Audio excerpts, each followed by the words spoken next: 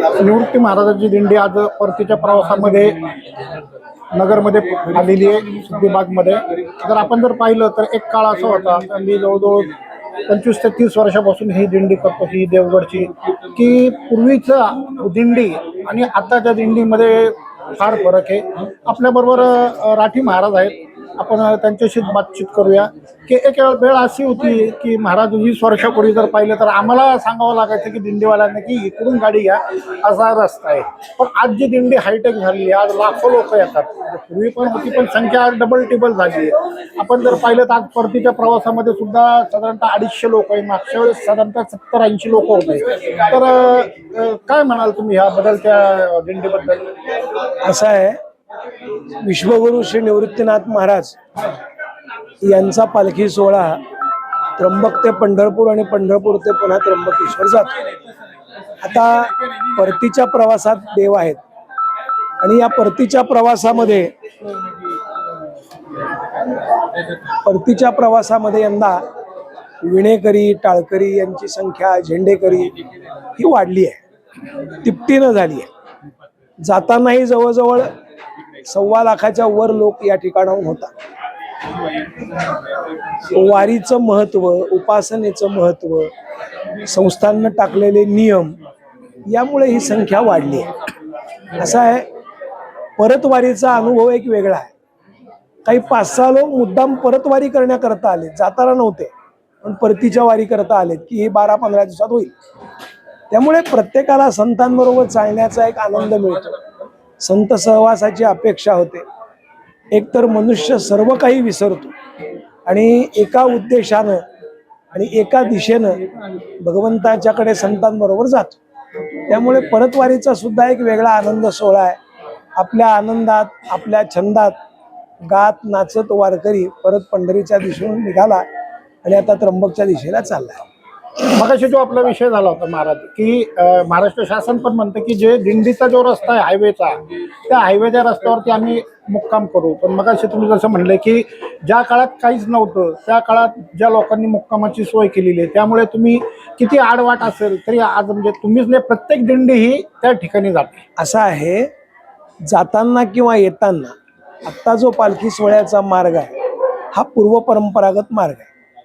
आता हायवे जे झालेत किंवा जे मुख्य रस्ते झालेत ते रस्ते नंतर झालेले आहेत. या 100 वर्षात झालेले हे रस्ते आणि पालखी सोहळा 200 वर्षापासूनचा आहे.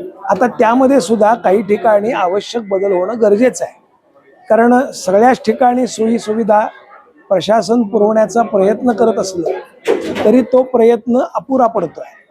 काही ठिकाणी कामं प्रलंबित आहेत, रस्ते खराब आहेत, रस्त्यांची डागडुजी होते, तेवढ्यापुरती होते कारण ती त्यावेळेस सांगितली जाते.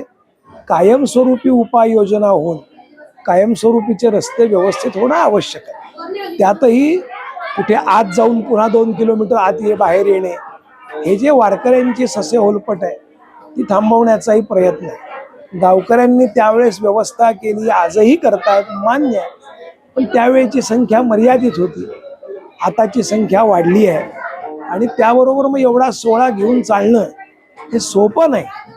300 लोकांची व्यवस्था असो की 1.25 लाख लोकांची व्यवस्था असो, ती व्यवस्था वास्तविक या गावांनी दिंडीवाल्यांचे एक 25-30 हजार लोक सोडले तर बाकीच्या 80-90 हजार लोकांची व्यवस्था स्वतःहून करतात, घेतली आहे आणि सगळ्यांना आमटी भाकरी का होईना पण खाऊ घालताय. आज एका माणसाला आमटी भाकरी खाऊ घालणं ते सुद्धा 50-60 रुपयाचा खर्च सरासरी पडतो. इथं आज जवळजवळ 5.5-6 लाख रुपये एक गाव एकेका दिवसाच्या एकेका वेळच्या जेवणाकरता खर्च करत आहे. हे गावाचं या वारकऱ्यांबद्दल असणारं प्रेम, श्रद्धा आणि निष्ठेचं प्रतीक आहे. तिथे हे लोक पैशात मोजत नाहीत, तर तिथे हे सेवेच्या भावनेतनं या ठिकाणी पाहतात. आता मी आपल्या दिंडीशी 5-6 वर्षापासून जोडलेलं आहे गांगर्डे महाराजांमुळे. तर आपण जर पाहिलं तर आता हे जी विश्वस्त मंडळी आहे तुम्ही सर्वजण, की दिंडीची आधी सर्व एकदा येऊन प्रत्येकाला निमंत्रण देणं, व्यवस्था करणं, परत आदल्या दिवशी येणं. आता जरी पाहिलं की तुम्हाला सुद्धा पाहिलं की तुम्ही येऊन इथं आधी पहिले व्यवस्था पाहिली. हे जे विश्वस्तांची जी मूळ भूमिका आहे की जी आपण जी सेवा करतात, तर माझ्या मते ती सुद्धा फार मोठी आहे.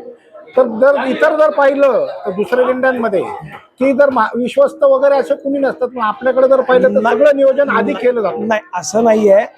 ज्ञानेश्वर महाराज संस्थान असो, तुकोबाराय असो, सोपान काका असो, या संस्थांची मंडळी आवर्जून सगळ्या ठिकाणी प्रवास करतात.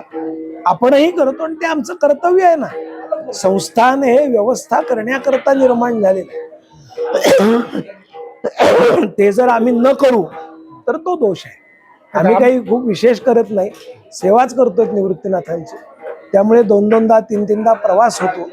या निमित्तानं सगळ्यांचे संपर्क होतात, वेगवेगळे बदल घडतात. आज आपण बघतो, पूर्वी कधी इथे कार्पेट नव्हतं, आज इथं कार्पेट आलं, एक वेगळं चित्र निर्माण होतं. रेड कार्पेट टाकलं गेलं, याचाच अर्थ कुठेतरी पाहण्याची करण्याची. आज शासनानं हे पुन्हा टेंट देऊ केलेत. आता यावर्षी बदल होत राहतात.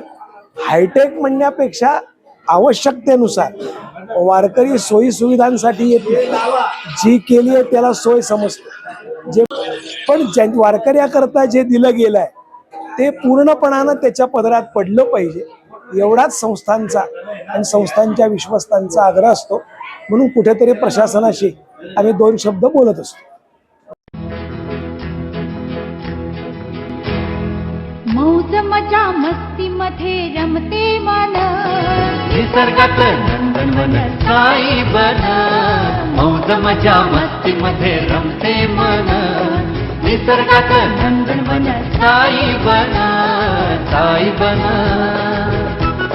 सुटीचा आनंद लुटू झाडी हिरवीगार, प्राणी पक्षी कारंजे धबधब्याची धार. ला ला ला ला ला ला ला ला ला ला ला ला ला ला. विरंगुळा विसाव्याचे वेचू क्षण, मौज मजा मस्ती मध्ये रमते मन. निसर्गात नंदनवन साई बन. साई बन. टेन्शन पासून राहू दूर, आनंद घेऊ पुरेपूर. हुरडा पार्टी वनभूषण या वैशिष्ट्यांसह अल्पावधीत लोकप्रिय झालेलं पर्यटन स्थळ साईबन.